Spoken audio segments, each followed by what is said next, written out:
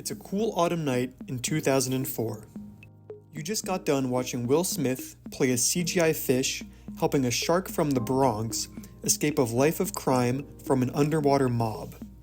It was the worst movie you had ever seen, and yet you loved it.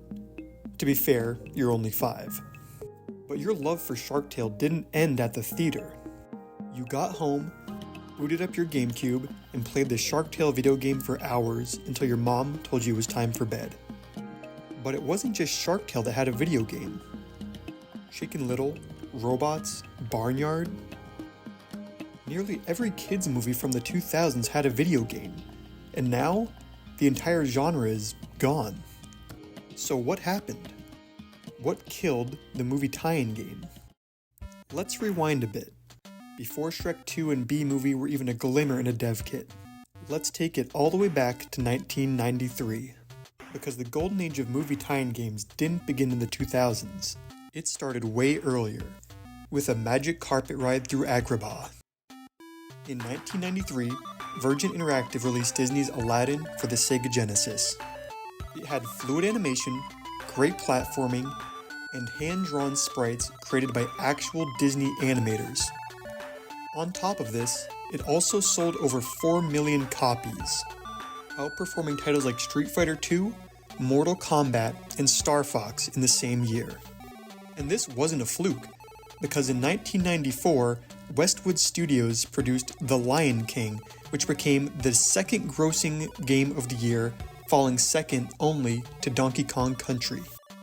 Gaming developers had struck gold. But what made these games so popular? And the answer is marketing. Think about it. The movie studio had already spent tens of millions of dollars on ads, trailers before every big release, fast food toys, merch deals, cereal boxes. Kids were being targeted from every angle. So when the game hit shelves, it didn't need to introduce itself. It already had an audience, ready to spend. For publishers, this is a dream scenario. Why spend millions promoting a new IP when Pixar just spent $80 million doing it for you? That's why companies like THQ went all in. They didn't have to build hype. They just had to piggyback it.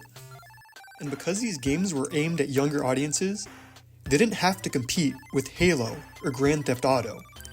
They were in their own lane, and they cleaned up. So with all that momentum, the sales, the reach, the built-in marketing machine, you'd think this genre is still thriving today, right? But it's not. Tie-in games are gone, practically extinct. So what happened? If this model was so perfect, what killed it? Well, a few things happened. First, game development got expensive. Really expensive. Back in the early 2000s, games like Halo Combat Evolved and Metroid Prime typically cost around $10 to $15 million to develop. A movie tie-in game could be made for as little as $3 million and be fully developed in under 9 months. But as we entered the HD generation, the Xbox 360 PS3 era, expectations skyrocketed. Let's take Halo 4 that released in 2012. Remember its Halo Combat Evolved predecessor from 2000, which took $10 million to develop?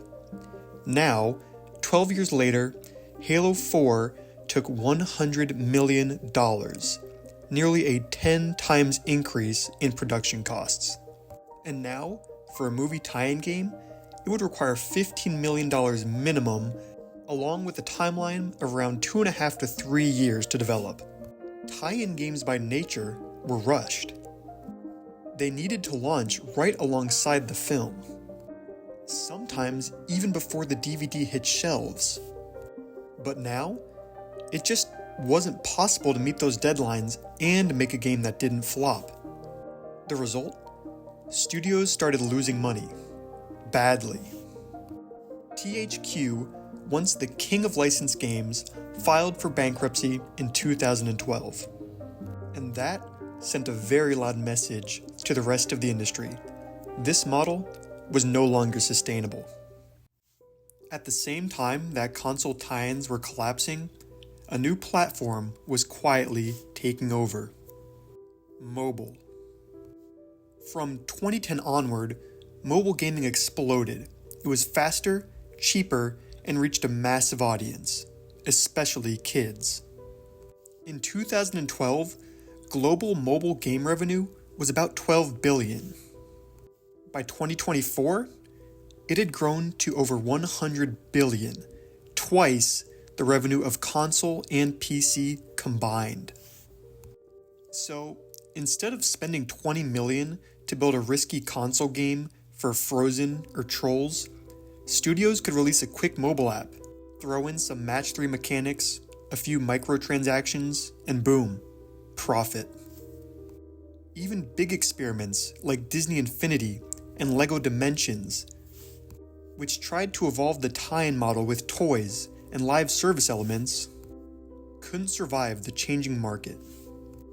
Disney shut down the last of their console games division in 2016, and the movie tie-in era was over. So, let me take that back. Today, tie-ins aren't gone, they've just morphed. Instead of full games, studios now partner with bigger titles to run limited time events and cosmetics. In fact, they're using that same built-in marketing strategy from the early 2000s.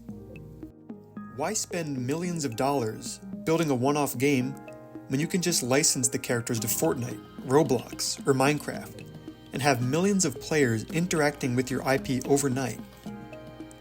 It's cheaper, it's faster, and it's what the market wants. But here's the thing, something was lost in that shift. Those old tie-in games, even the janky ones, were more than just merchandise. They were memories. They were how you got to be Mr. Incredible, or chase butterflies with Alex the Lion. They were time capsules of that summer, where you watched Cars 10 times in 1 week. You didn't care that Over the Hedge had weird stealth mechanics, or that the B-movie game was totally unhinged. You played them until the disc broke.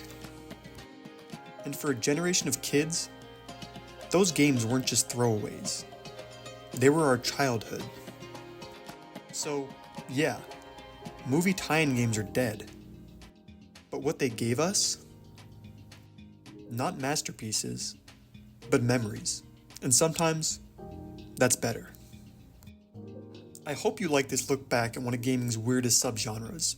And if you did, make sure to drop a like, subscribe, and let me know in the comments. What was your favorite movie tie-in game? And with that, I'll see you next time.